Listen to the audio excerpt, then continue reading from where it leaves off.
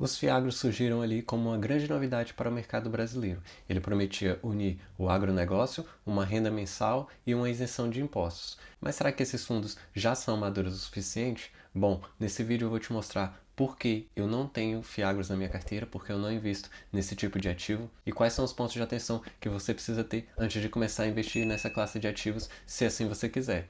Bom, lembrando que esse vídeo não é uma recomendação de investimentos, aqui eu simplesmente compartilho o meu ponto de vista em relação ao mercado, em relação a ativos, em relação a dividendos. E também tem aqui a minha carteira real, no qual eu invisto o meu dinheiro na prática e compartilho aqui tudo com vocês. Então peço para você que se inscreva no canal, que ative o sininho, porque aqui todos os dias eu estou enviando vários insights para você que quer começar no mundo dos investimentos. Os FIAGROS, ou FIIs agros, começaram a ser ali estruturados no ano de 2021, muito impulsionados também pelo pós-pandemia. O objetivo real era oferecer ali uma nova classe de investimentos para os novos investidores e também pagar um dividendo atrativo no mercado, com foco majoritariamente na pessoa física.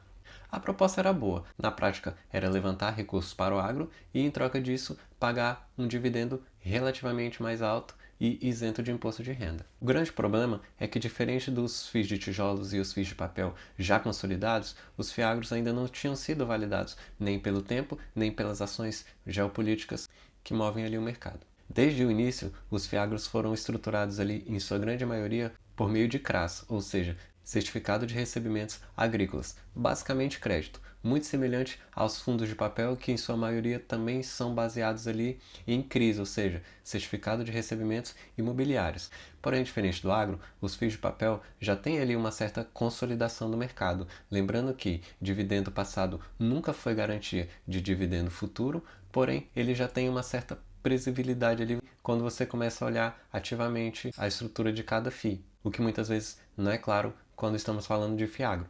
E esse foi um dos primeiros pontos que me fez repensar quando eu estava ali escolhendo os meus ativos. Porque quando eu estava colocando ali os pontos de atenção no papel, não ficava muito claro quais tipos de risco eu estava sendo exposto quando eu estava comprando ali FISAGRO. Então eu não sabia se era um risco de inadimplência, se era um risco de falta de produção, se era um risco voltado ao produtor ter ali uma dívida que possa impactar ali a sua produção e como isso ia se refletir em mim no meu dividendo. O agronegócio é de extrema importância para o Brasil, mas também podemos concordar que ele é feito de ciclos, que ele é cíclico, ou seja, ele vai depender ali do clima, de oscilação de commodities, do endividamento do produtor, como eu falei, de renegociação de dívidas, fora outros problemas globais que podem impactar diretamente. Vamos lembrar também que já teve aí a gripe suína, a gripe aviária, tudo isso impactou ali na produção de carne, no escoamento de carne e também no escoamento de soja, que o Brasil é um dos grandes produtores.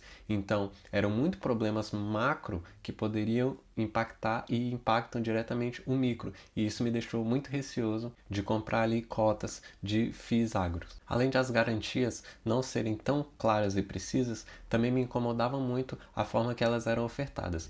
Por exemplo, eles tinham ali terras como garantia, a própria produção agrícola, mas isso na teoria, porque na prática sabemos que para fazer uma execução de uma terra, de uma chácara, de uma loja, de uma fábrica, isso é muito complexo, pode levar meses e até anos. Então, se você tem ali uma cotinha e está esperando que isso tudo se resolva para você receber de volta ali o que você investiu, saiba que isso pode demorar muito tempo e isso me incomodava bastante.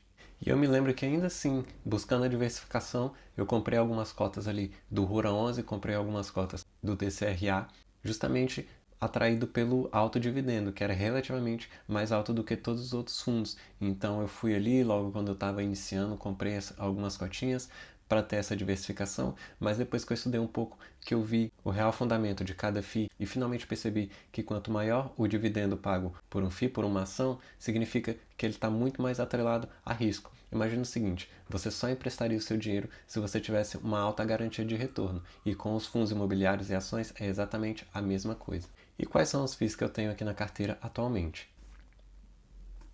Bom, eu tenho atualmente na minha carteira 10 fundos imobiliários, 10 FIIs, que são estes aqui.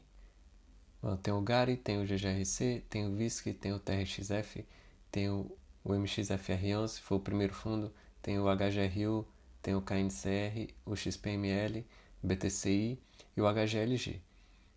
Bom, esses são os valores que eu tenho. Note, normalmente eu tento equilibrar aqui esse balanço, esse gráfico aqui, o mais compatível possível com os outros tamanhos, ou seja, sempre que eu estou comprando muito de um fundo, eu espero para ver qual outro que está ali mais descontado que seja, e aí eu tento tornar isso aqui o mais equilibrado possível. Eles estão separados dessa forma. Hoje eu tenho aqui 63% em tijolo, quase 10 mil reais só em tijolo.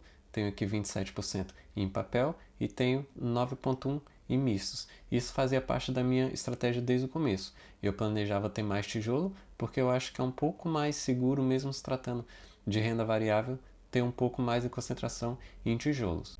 E eles estão separados da seguinte forma. Eu tenho aqui títulos valores imobiliários, são os fundos de papel. Tenho aqui alguns shoppings, tenho logístico, galpões que eu gosto muito, e boa parte disso são híbridos que vão casar pelo menos uma ou duas dessas seções aqui.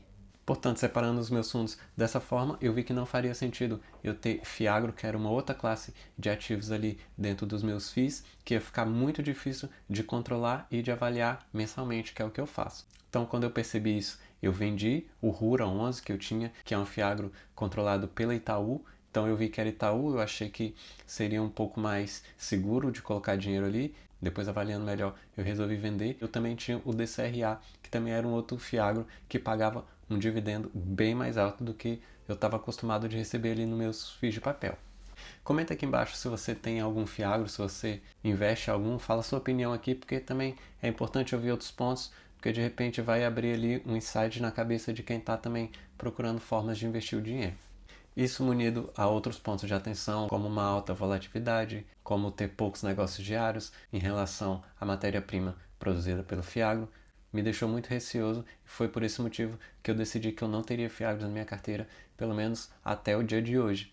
Não posso prometer que nunca terei, mas atualmente, para a estratégia que eu tenho, não faz sentido nenhum ter Fiagro na minha carteira. Eu acho que é um risco que eu não estou disposto a correr para receber um pouquinho mais de dividendo. Já sabemos que sempre que tiver uma ação, um FII bem descontado que esteja pagando um dividendo alto, com certeza isso está também voltado ao risco. Então, se você gosta de correr risco, vá em frente, mas atualmente eu prefiro correr risco, mas com uma certa segurança, com uma certa moderação. Por isso que eu escolhi a dedo todos os ativos que eu tenho na minha carteira. Para concluir, eu não diria que FIIs agros são bons ou ruins, eu diria que é uma classe de ativo que está em construção. Então, se você investe, tudo bem, é por sua conta e risco. Eu não critico quem investe, assim também não critico quem não investe. Eu acho que se você estudou, se você acha que faz sentido para suas estratégias que você está tomando, vá em frente. A vida é feita também para correr um pouco de risco. Mas particularmente eu acho que tem outras estratégias aí para você minimizar esse risco e colher com muito mais tranquilidade lá no futuro. Então, se esse vídeo te agregou de alguma forma, eu peço para você que se inscreva no canal, que compartilhe com alguém que também está entrando para esse mundo de investimentos. Eu vou sempre compartilhar aqui todas as minhas decisões, todas as minhas vitórias e também, por que não, todas as minhas derrotas, porque fica de aprendizado. Então, pelo seu tempo, eu agradeço demais. Nos vemos numa próxima e tchau!